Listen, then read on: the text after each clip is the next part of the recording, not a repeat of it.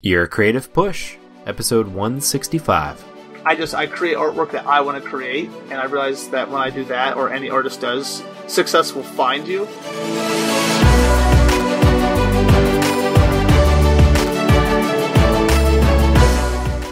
Welcome to Your Creative Push, the podcast that pushes you to pursue your creative passions. I'm your host, Youngman Brown, and my guest today is Shawn Coss. Shawn is an Ohio-based artist who loves to sling ink and paint at paper until it forms some type of creature. He works for the webcomic and cartoon show Cyanide and Happiness, and also produces his own personal dark art. During the month of October, Shawn is illustrating mental illness and disorders for Inktober. And Shawn, first of all, thank you so much for coming on the show. I was hoping we could start there, because that's the way that I found you. Well, actually, that's the way that my wife found you, because she works in the mental health field, and she saw your art and thought that it really depicted these disorders and illnesses in a powerful way. So I have to ask, what gave you the idea to do this? Well, so initially, I tried to do it last year, try to stick with doing a piece of artwork every day for 31 days for Inktober. Mm-hmm. And last year I did Nightmare Before Christmas and just did a bunch of the characters from that. And then this year I really had no idea what I wanted to do and wanted to actually really do all 31 days. So I went to my fan base and just said, you guys got some suggestions on what you'd like to see. And this one fan suggested maybe doing mental illnesses, seen from the eyes of a person having a psychotic break, which made absolutely no sense to me at the time. So I kind of just ignored it for probably a couple of days, and then looked back at it and had 60 people liking it, going, oh, this is a great idea. So I was like, you know what, I'll give it a shot. I can kind of take these disorders and illnesses and kind of put my own twist on it. Once I posted the first one, which was a borderline personality disorder, and it got a huge amount of reaction from it, I was like, oh, people must be digging this stuff. So we'll just kind of keep going, see where it goes. And about 10 days in, it just kind of blew up, and I started to realize that there was maybe something a little bit more important to it, and it seemed to be helping a lot of people, so I kind of kept pursuing it. Because initially I was just going to do a couple of them and just go back to doing my other artwork, but I was getting a lot of reactions from people saying how much it helped them to see it illustrated. So yeah, I would imagine, because your style is, well, it's dark, but it also, I don't know, to incorporate that alongside a mental illness or right in a mental illness, I think could help to describe something that somebody's going through that they weren't able to ever describe with words, like the constant, demonic, or I don't know, the dark feeling that goes alongside of it. So what has been the response from some of those people? Has it been mostly positive, or?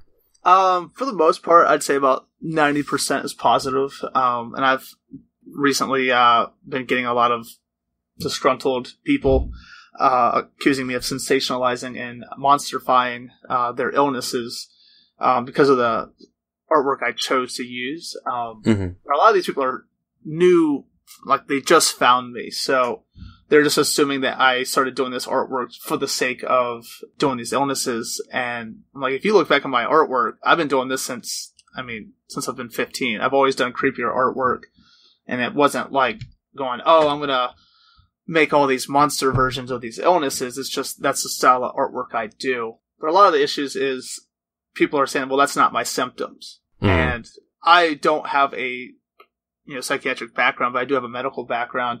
I do a lot of research on each piece before I do, but when I'm drawing a single image, I can't portray all of the symptoms, and not everyone shares the same symptoms or even the severity of some of the symptoms. One of the biggest ones was the OCD image of the guy cleaning himself raw. I got a lot of OCD people saying, it's not just about cleaning, quit perpetuating this stereotype. And I tried to explain to him, I was like, maybe yours isn't about this cleaning, but I wasn't specifically talking about cleaning itself, but more of just the ritual of doing something over and over in a repetition.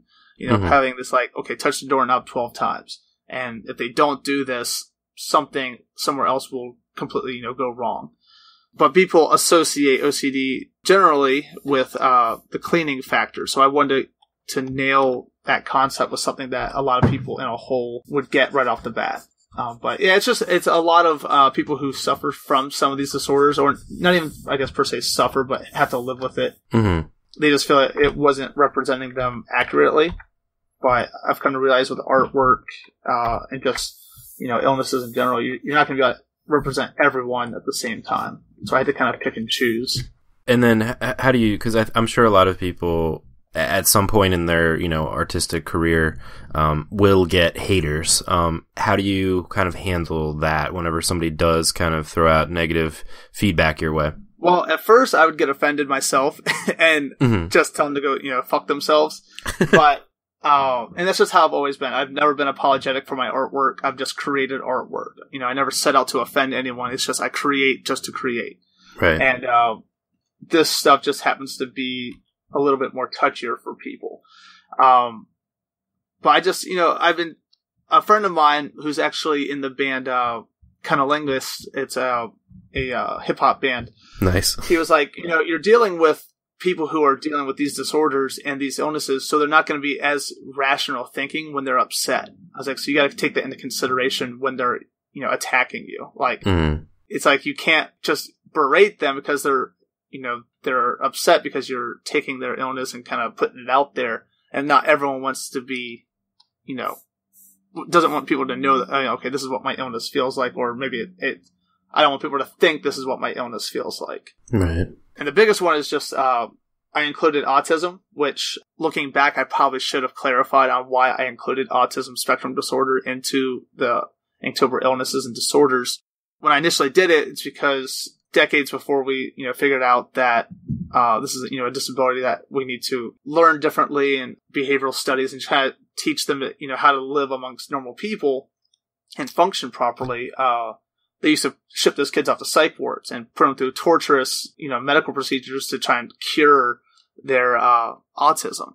So that's why I kind of included it into it, but people saw it as me making fun of autistic people, which I was like, that was never my intention of making fun of anyone with any disorder.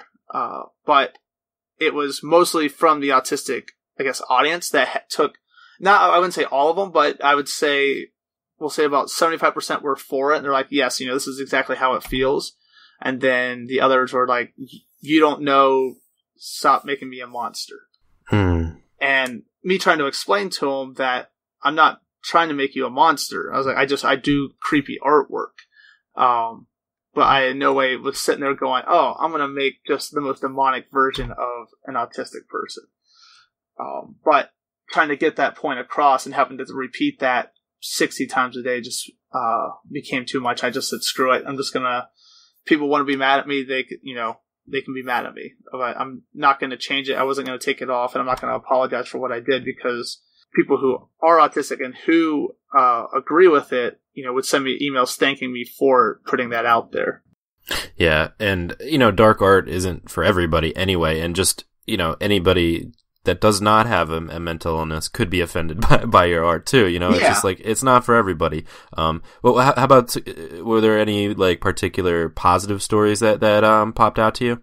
There's honestly way too many to count, because so many people would send me, they literally spill their whole life story to me, which was just, became overwhelming, sometimes, because people were really diving in deep into like what disorder they have or illness that they've suffered with. And, they would tell me about the rapes that they've been through, the suicide attempts and all this stuff. And it's a lot of stuff that they're weighing, they're just telling a complete stranger. And I think that's what's really shocked me. I was like, man, these people are just completely opening up to me. And I feel bad because I'm getting so many emails. I can't reply to all of them, but I've been trying to. But a lot of it's just them telling me like, hey, at this age, I was raped at 12 years old, and your PTSD really helps explain how I feel. And I'm just like, what do I say to that? Like, I tell them, thank you. I'm glad it touched you on some level, but I don't feel like that's enough. What do you say? Sorry. I'm sorry you were raped. Right. But it's, it can get kind of deep, and, I have experience as a nurse in the ER, so I've kind of learned to, separate my emotions and kind of I guess, numb it up when people start giving me like dark stuff like that. But it just gets to a point where I'm just like, I don't know even what to say anymore to them. Like, I tell them thank you, and I'm glad it helped. But like, a lot of them are like looking for someone to chat with, and I feel terrible because I'm like, I can't talk with all these people. I'm never gonna, I'll never be able to continue on with my life. But I understand like their lives have been destroyed on some level. So that can get pretty intense, but it's also a great feeling to know that my artwork's put some type of positive effect for them. Yeah, absolutely. It's like, especially whenever something gets so much traction and can affect so many people, I guess it is tough to deal with all the fan mail, you know what I mean? But I think you don't need to necessarily respond to everyone because you've already kind of done your part to help them. So yeah, and that's what I've kind of learned is that, I'm not going to be able to always respond to everyone. A lot of people are just thanking me, and I just, I go, awesome, I won't necessarily like respond to them. I'll just be thrilled that someone else really likes the piece. Right. Well, and you mentioned the nursing degree. Can you talk about that a little bit and how you went down that path and still pursued your art at the same time? Because a lot of people listening are doing, a quote, real job and trying to pursue their creative passions and trying to find that balance. So can you talk about that a little bit? Yeah. So I kind of gave up on art way back when I was like, 18 or 19? Because I was like, it's not going to be something I can make a career out of. My dad always told me, go get a real job because then you can do your artwork and not have to feel pressure to keep creating to make a living. And so my dad's just been a big realist. He was an artist, but he's like, you need a real job first. Real job pays for bills. Artwork pays for snacks. It's a very hard gig to make a career out of. And I tell a lot of artists all the time, it's like, go get a career in something else. Go get a job doing something else for the time being, so that if you do get the opportunity to become a successful artist or make a living off of it, you have a fallback plan. But I went to a college for graphic design for a little bit, and then didn't really want to do graphic design because it was such a hard field to get into because you're dealing with, again, artwork. And since art's subjective, it means so is graphic design. You may think you do awesome work, but someone else just like, it's not really our style, but thanks anyways. So then I went into game design. I realized that everyone I was in class with had been doing games for, since they were 12 years old. And I was just starting at like 20 something. And I was like, well, shit. Like, these people are way ahead of me and they're definitely going to get a gig before I do. So I kind of convinced myself that, this isn't the career for me either. All of my relatives, my aunts, I have 5 aunts, are all in the medical field in nursing. And my mom is just going to school for her LPN. I was like, maybe I'll get into that because I've always loved, gross stuff, and I love just dealing with the medical side of things. That's what's always interesting to me, seeing like flesh-eating viruses.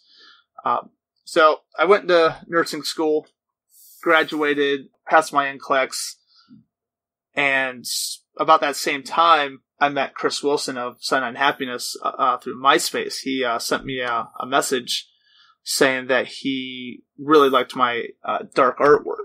And I thought it was a hacked email because back then it was, it was easy to get hacked back in MySpace days, and it would always be like, from Chris Wilson, it says, hey, let me see your dick. And like, oh, he got hacked. Got it.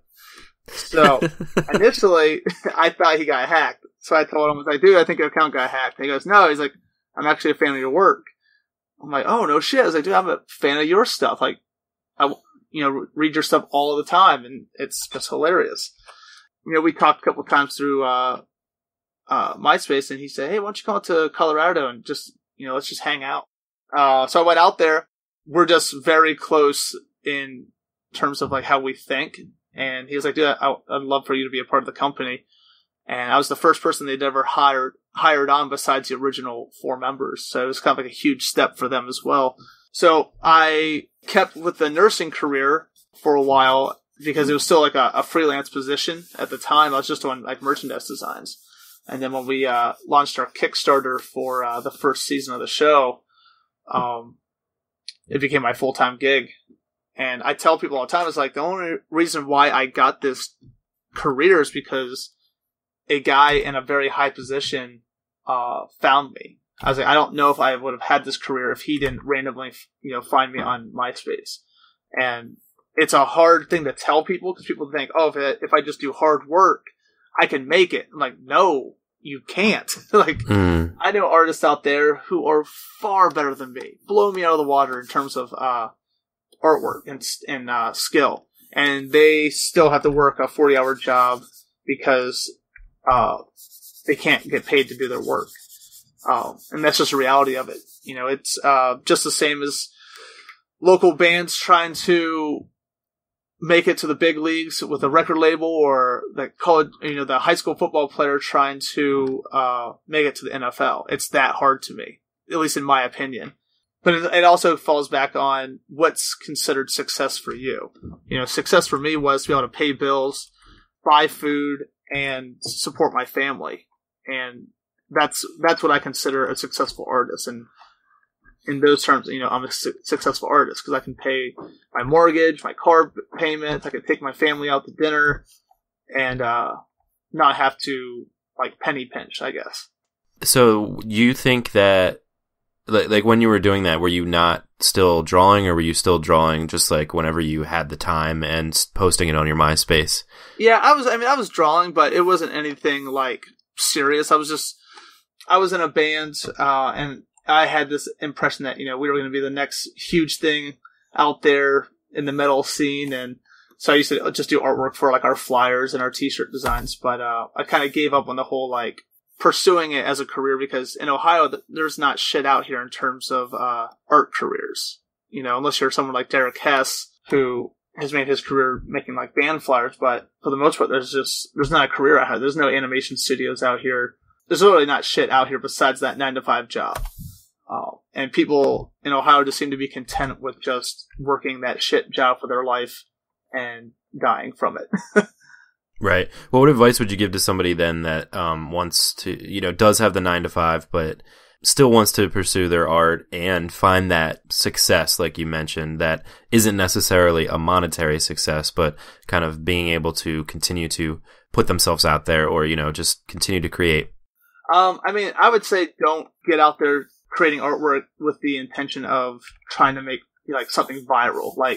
With this whole illness thing, I had no idea what Bored Panda was. They just messaged me and said, hey, you should put this on our site. And I was like, okay, sure, why the fuck not? And then the next day it blew up. But I wasn't intentionally going, oh, this will be super cool and people will love this and it's going to make me super famous. I create artwork that I want to create, and I realize that when I do that, or any artist does, success will find you, and at least your audience will find you as well. So my biggest thing is just, stay true to whatever you do. Don't try to adapt to what you think people want to see, but just keep making what you want to make. But the problem with that is it may not be what people want, and you just have to be able to accept that not everyone can be a successful artist. But you just have to also figure out what's successful to you. It's successful having 1,000 people like your Facebook page. Is that success to you? Then if so, then, aim for that.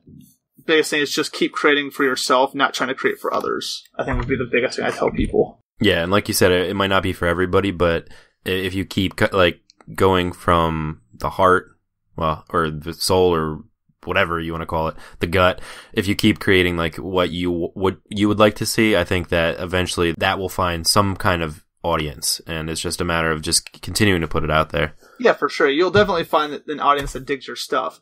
Whether that'll, pay your bills or not remains to be seen, but, you'll find that audience. It's just, a lot of people tell me you need to quit your job and just go for it, which I'm not that big of a risk taker.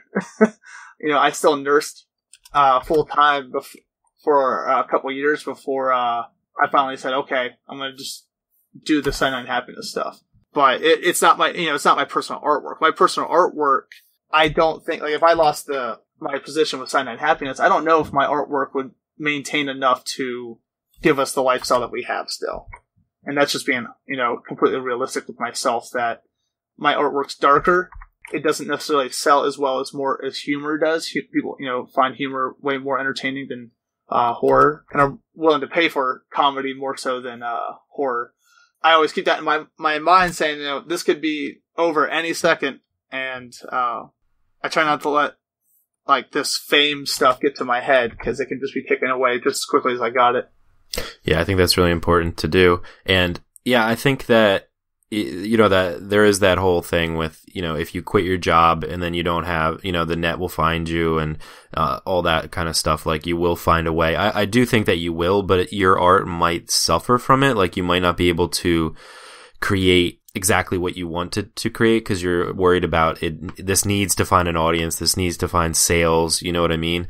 So I think that having the full-time gig, even though it does eat up a lot of your time, it does give you that kind of security to be able to, when you get into your creative space, when you can find that time to, like I said before, go from the heart or just do exactly what you want to do instead of worrying about, will this sell? Right, for sure. Yeah. I've always wanted to take that step, but I have 2 kids and a wife that rely on me and providing for us. So it would be unfair to them for me to be careless and be like, hey, I quit everything just for my own personal artwork. So we're not going to eat for a couple of weeks.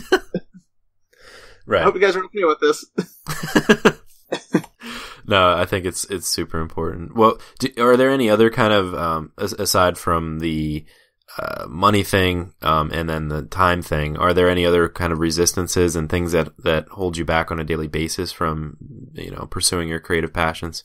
Right now, nothing really holds me back. It delays it working on the cartoon show just because that's my main job. So I work usually from 10 a.m. till about 6 p.m. on the cartoon show production. Then I'll usually spend 2 or 3 hours with the family. When they go to bed, I'll come back down from usually 11 p.m. till about 4 a.m. and work on my personal stuff. Which that was, I was going to go back and about people who want to do this as a full-time gig. People think that as an artist, you have all this time just to kind of dick around. But I work more now as a artist than I've ever done any 9-to-5 job. And I think people don't realize that you have to work longer hours as an artist to kind of constantly keep yourself out there than you would at any other like regular, clock in, clock out type of jobs. But do you find that like it's that the time goes faster and it's more enjoyable? Time definitely goes by faster. I don't know if it's more enjoyable. I am very neurotic in terms of I'm always constantly thinking, and because I have no idea what happens after we die, I feel like there's never enough time to create. So I'm always like, I need fucking 35-hour days or something because there's not enough time to put all this artwork out. So my buddy who runs a clothing line with me says, dude, you're not ever happy. Like, you're always stressed out. I'm like, I know. I don't know why, but I am always stressed out about just creating artwork, creating a new piece. I'm just never really satisfied. And it's really amazing people still stick with me, like friends and wife and family. I'm just neurotic, like right now I'm working on this, I'm talking with you, and I'm researching my next illness while I'm still preparing shipping stuff for my Kickstarter that I just had, and I'm prepping for another book, and it's all going on at the same time. Right. I'm like, why I don't know why I do this to myself, but I can't see myself doing anything else right now. And I think maybe you need to be a little crazy to be an artist. I don't know.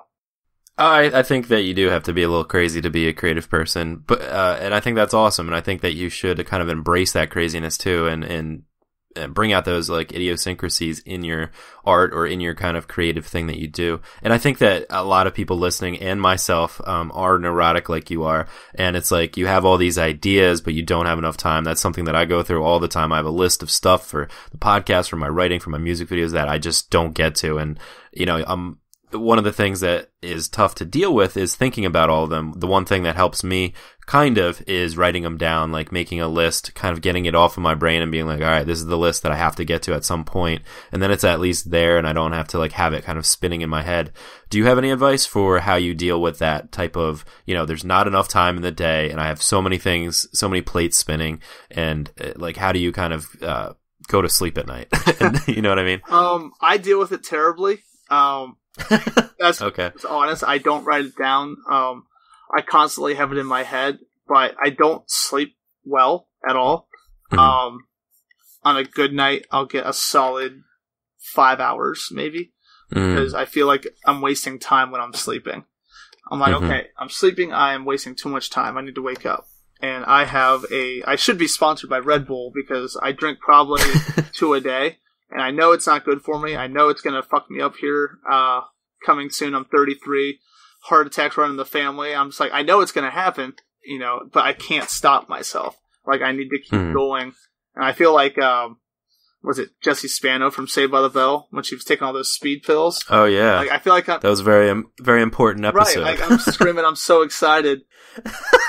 I'm not necessarily scared, I'm just stressed out all the fucking time, and I just feel bad for all my friends and family, because they gotta put up with me all the time, just always being on 100%. Like, my buddy who, like I said, does the clothing line with me, he has to deal with me mostly all the time, and like, I was having him help me answer my emails, because I just couldn't keep up with it. And he's always been super helpful to me.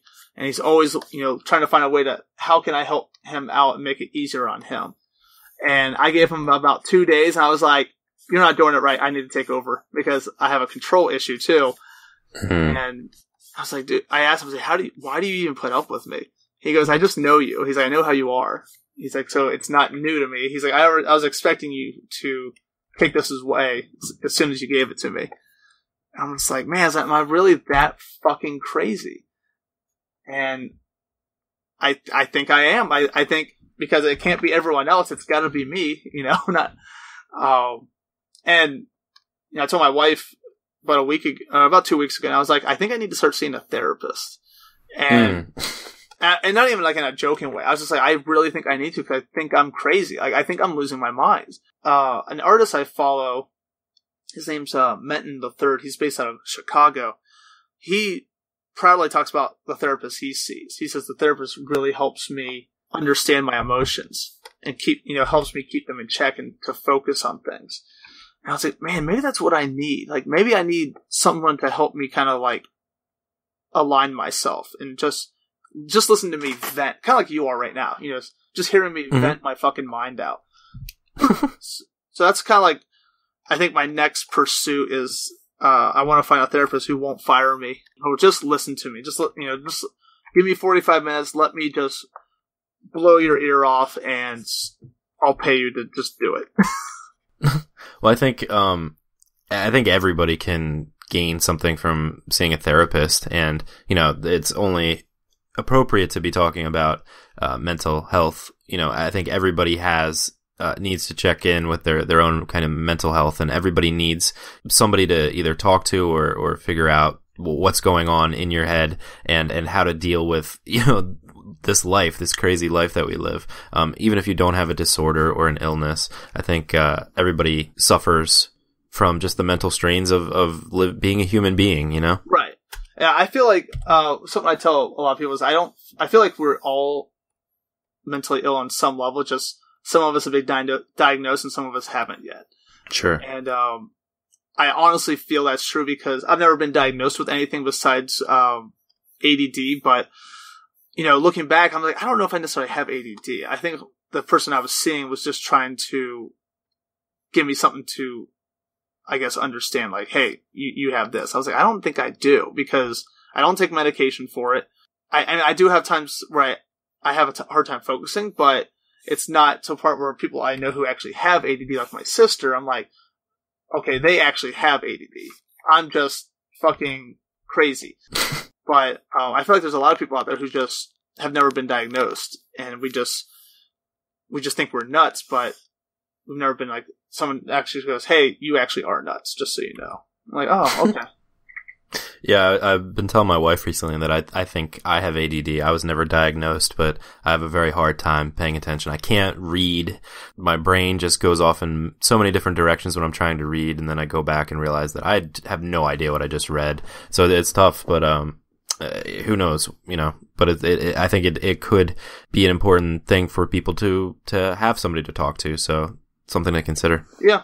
I'm definitely looking into it, just because I feel like I'm putting my family through a lot sometimes when I get nuts. And you know what? When people listen to this podcast, they're going to be like, this explains a lot about this Inktober. This guy's nuts. Got it. Got it. Check. Right. I always do like a wellness check with my wife. I'm like, hey, like, is everything okay? Like, am I too much? Like right now, like, do I need to like bring it down a notch, or is everything fine? You know, and I always feel like I need to check with her, like, you know, like to kind of help recenter my life and make sure I'm like not missing out on important things, you know, like in my kid's life. I feel like, I guess like what an addict would feel like. You know, I'm constantly thinking about artwork all the time. It's always on my mind. It never leaves. Like I tell people, if I don't create something at least once a day, I feel like that whole day was lost, and I'm utterly depressed from it. And it doesn't have to be like a masterpiece, but just something to create. And there's days where I'll miss out on something because it's too busy. Or even if I take my kids out somewhere and we have a great time, if I didn't create something that day, as soon as I go to bed, I'm just sitting there just moping around going, what the fuck? How did I not create something? And I realized like, that's not a healthy thing, I don't think. But I can't do anything about it, at least right now. Yeah, it's a tough balance. And yeah, I think there is like a spectrum of that as well, where maybe you're too hard on yourself, and some people aren't hard enough on themselves. Like when they don't create something, like for me, it was like, just trying to forget about the fact that I didn't create something yet today or yesterday or this entire week. And then you kind of just get in this pattern of continuing to go down that path of not creating and making it more and more okay for yourself as you continue to try to stifle that, that urge that is inside of you that kind of never goes away. Right. And just kind of pushing that away. And for you, I guess you wouldn't be able to go a whole week, right? Without creating. No, I would probably lose my mind, honestly. I don't know if I could handle it. Like when we go on vacation, I always have my art stuff with me. So if we're on the beach, I'm drawing, that's relaxing to me. Even though I guess it sounds like it's not actually relaxing at all. It sounds more stressful, I guess. But right. It's what keeps me, I guess, from losing my mind. It's like my own medication. Sure. It's a part of you. So you need to kind of always be, like, I guess that idea of, not wasting time. Yeah. And one DVD I watched is from an artist I'm a fan of as well. His name's Chet Zar, who's helped me a lot with understanding how to handle just being an artist and making a living off of it. He did a DVD that interviewed his, I think, grade school art teacher. And he said something that just really stood out to me. It was, artists don't create because they want to. They create because they have to. It's something in you that you just have to create. You can't control it. And I was like, wow. I was like, that motherfucker just nailed it. Like, yeah. Or I don't want to create. I have to. Like, it's in my body saying, you have to do this. Like, and I've never done heroin, but I assume it's the same in terms of the addiction level of once you try heroin, you're always hooked on heroin, even if you're 20 years sober, but it's always on the back of your mind. Same thing with alcoholics, like, yeah, I haven't had a drink in, 10 years, but there's always that thought in the back of my mind of just have a drink, just have one. And that's how I feel my art is. It's where it's like, you need to create, just keep creating. And it's just pounding in my head sometimes. God, I sound crazy. Okay. No, you don't. I think people can completely understand, and myself. It's like it's a part of you. Like, and for me, for writing, it's once you write, and you can kind of get a hold of your own voice and what it is to write and create something, and it is addicting. And then you can't read without looking at it as a writer, and you can't kind of go through life without saying, oh, this would be a good idea for a story, or oh, this would be a great character to introduce. You know what I mean? It's a part of who you are, and I think that's a great thing. Like, it's not a bad thing. It's like almost like it's not an ailment. It's like a superpower. And to look at it that way, like, even though, you have these things going on in your head all the time, and you have this need, this addiction to create every day, and like you need to get your fix. I think it's a good thing to be kind of, quote, afflicted by that bug. Yeah. It just, it doesn't feel like it sometimes when, I've also, this sounds such like a fucking drug thing, but like, I've lost a lot of friends through my artwork because instead of like going out, I'll stay home to do artwork. Like Friday nights, people are out partying and stuff like that. I'm usually at home doing artwork. Yeah, but you're seeing that as like a negative thing, but I think that's a tough thing for people to do, to give up those Friday nights to do their passion. You know what I mean? I think you're seeing it as like a bad thing. Maybe I am your therapist, man. Well, I see it, but I see it like it's a good thing, I think. Yeah, but I always hear like, as you get through life and you look back, what do you have left to show for it? I'll have this artwork to show, but what about all of my friendships, that I've, have lost through it? And maybe it's not, maybe those weren't good friendships to begin with because they were easily given up. But like my mom, who I'm very close with, and my dad, I see them occasionally, usually when I drop my kids off, but I don't go over and hang out because it's time I'm wasting that I could be creating artwork. And I'm like, man, they're not going to be here forever. And I go, man, I'm going to really hate life if I don't visit them and something happens because I was like, hey, I'm busy doing artwork. You know what I mean? And I try to keep that in mind of just, I need to be able to take time off and visit people who are important to me. Or if someone says, hey, you should come out, because I'm going to be up anyways for God knows how many hours, I can take a few hours off to go see my friends. Well, we have the Deathbed talk a lot on this podcast and it's usually the opposite. Like, I think you're the first one that's on the other end where you're like doing too much art and not spending enough time with, family and friends. I do agree with you that if a friend isn't going to stick with you just because you like don't see them all the time and they don't like kind of respect what you want to get out of your life, then maybe it's okay.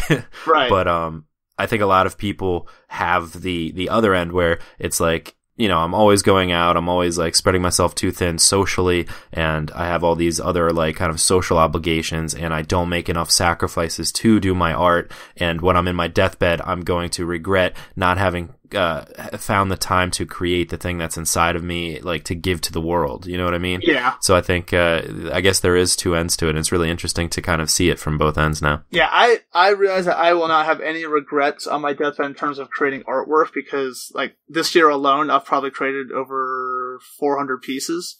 Jeez. So I was like, I've got that part handled. But I can't say that I spent time with the people who mean, stuff to me as much as I've created artwork. So I'm trying to find that balance because I was like, what? Because I always think, okay, I didn't create enough. And then I look back and go, well, actually I did. I created a shitload. Yeah. And I try to remind myself like, hey, you actually did create a lot of stuff. So stop being fucking dumb. Right. Go a little easier on yourself. Right. But then again, a new idea will pop up in my head and I was like, well, fuck. I gotta get back to work again. Yeah, of course. So last night I was thinking, man, what am I going to do after, this month? And I was like, I'm going to take time off, get my shipping done on my books, and just work on the cartoon show. I was like, oh, wait, never mind. I have an idea for December now. I'm going to make my own, it's going to be called December, and it's going to be all phobias. And I was like, I've already just came up with something new now. Damn it. Damn it. Do you find that then when you get an idea that you almost have to do it? Or? Oh, yeah. If it's in my head, it won't leave my head till I create it. Right. And it'll literally just haunt me. So December 1st, because it was going to be the next Inktober. And now I'm just like, I don't want to wait till next year. So I'm going to just do it in December, even though I don't have time, but I'm going to do it anyway. So yeah. Cool. And I think that's important too, to also, while people are, do have their eye on you, and especially people that are interested in what you just did, it is kind of important to, not ride that wave, but, continue to kind of put out content that they might enjoy and stick with you, Yeah. Yeah, I'll be interested in seeing who actually stays with me afterwards once I go back to just creating my normal artwork and it's not having such a social impact on people. Because I was telling my fans who stick around with me who've been with me from the beginning, I'm like, we're going to see, who sticks around. And, I know I have my fan base, but it'll be interesting to see, do all these people stick around, or is this just kind of like 15 minutes of viral fame kind of deal?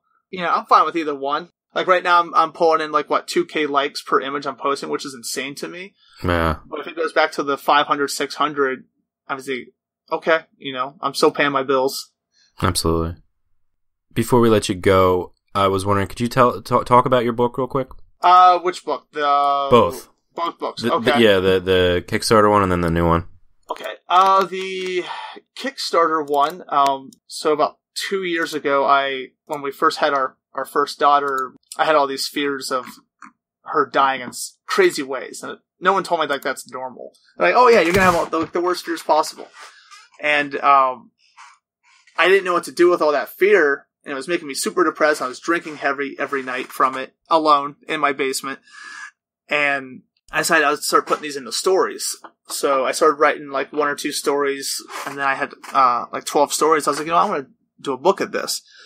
And being a fan of the Scary Stories to Tell in the Dark by Alvin Schwartz, I was like, oh, maybe I'll kind of make a book like this.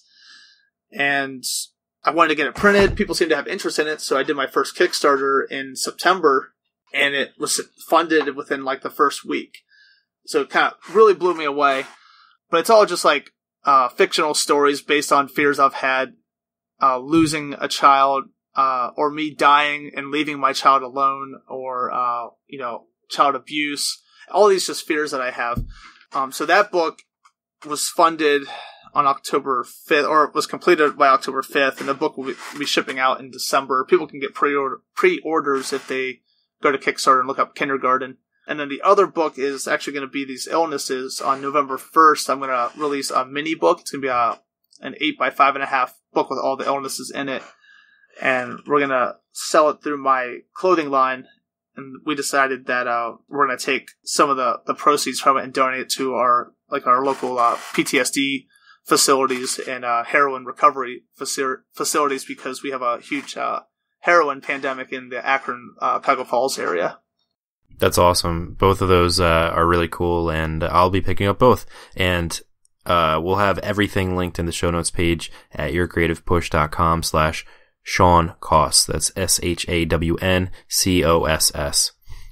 Shawn, before we let you go, it's time for the final push. And this is where I ask you to kind of reach to the microphone and grab the shoulder of one of the listeners that you've already really inspired today, and just give them your best words of advice and push them to pursue their creative passions. Okay. My biggest thing is just keep doing what you do. Don't change your path to fit anyone else's path. Artists kind of forge their own. That's why whenever you ask an artist how they got there, it's always different. So instead of trying to follow the same path as someone else, try to make your own road. And whether that road has more rocky cliffs and pitfalls remains to be seen, but you'll definitely become stronger afterwards. But don't put too much bank into how much money you make on a piece, but just how much effect you have on someone with your artwork. Perfect advice, man. Dude, thank you so much for coming on the show. Thank you for doing what you're doing. I think it's really important, and I think that you are really helping a lot of people. So thank you for that, man. Awesome, man. Thank you for having me. I do appreciate it. This might be my second podcast ever. That's pretty damn cool. Oh, cool, man. Well, hopefully we'll have you on again sometime soon. Right on, man. And you can find Shawn at Shawn Coss Art. That's SHAWNCOSSART.com. And on Instagram, he is Shawn Coss. On Facebook, he is Shawn Coss Artrocities. And you're pretty much everywhere else, too. Right? Just look up Shawn Coss. Yep, I'm a social media whore. Perfect. We'll have everything, again, linked at the show notes page, yourcreativeppush.com/Shawn Coss. Shawn, thanks again, brother. Thank you. Huge thank you to Shawn for coming on the show. I think that he is a guy that is doing it right. Like he said, not everybody is going to completely jive with his work. It might offend some people, but the vast majority of people that are seeing his Inktober project, it is helping. It is helping to kind of give them a voice to help to describe their illness or disorder. But on a broader scale, like he said, he never cared about what people thought about his work. He just created what he wanted to create.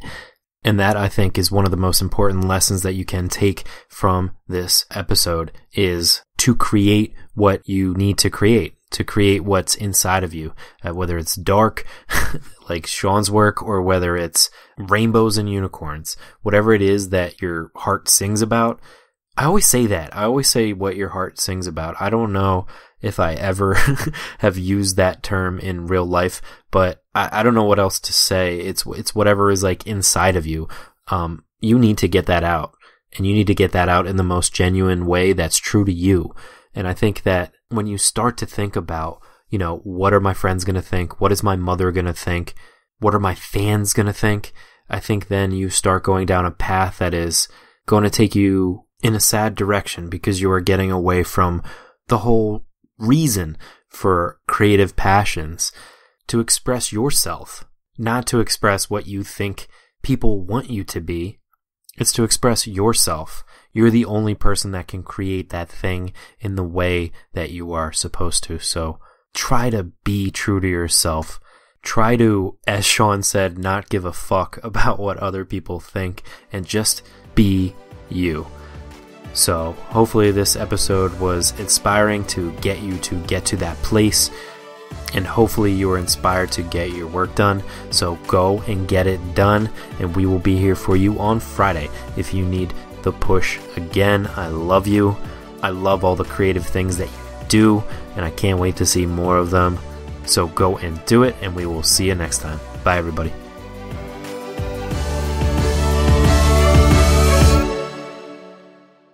Never miss a push. Head to yourcreativepush.com/subscribe to find the easiest way for you to subscribe to the podcast.